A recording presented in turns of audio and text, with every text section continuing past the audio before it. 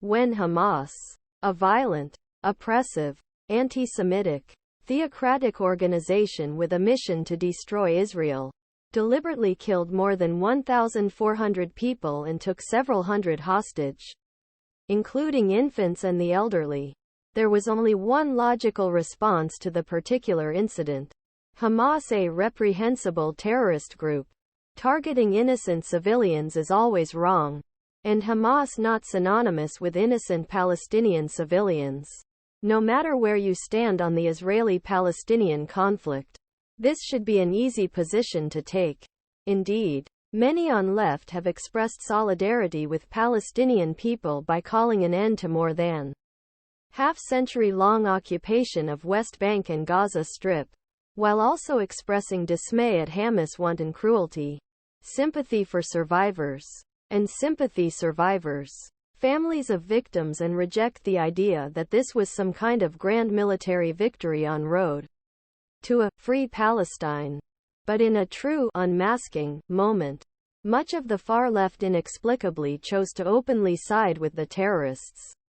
Morality aside, this is a deeply incompetent, self-serving, narcissistic strategy that will likely set back many left-wing policy goals for the foreseeable future, including Palestinian self-determination. An instructor at Stanford University singled out Jewish students in a lecture, mitigated violence of the Holocaust, and defended actions of Hamas because Israel was a colonialist. More than 30 student groups at Harvard published an open letter blaming Israel for the terrorist attack and siding with Hamas.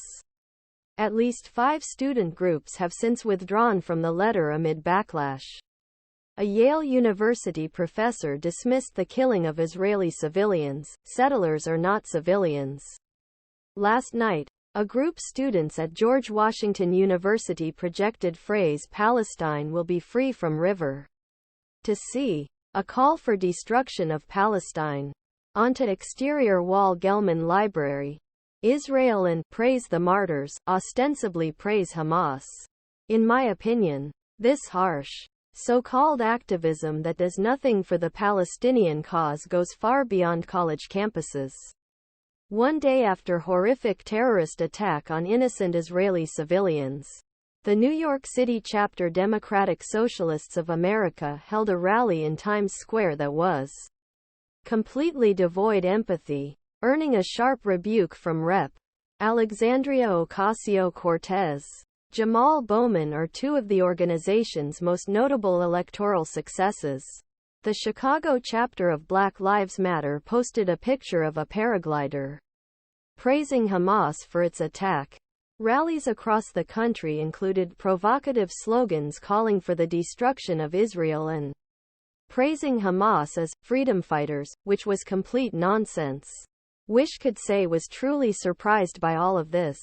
But after the initial shock of witnessing such insensitivity, have to admit it wasn't that surprising. For many years, many in the far-left movement have engaged in unnecessarily divisive behavior against anyone who disagrees with their ways.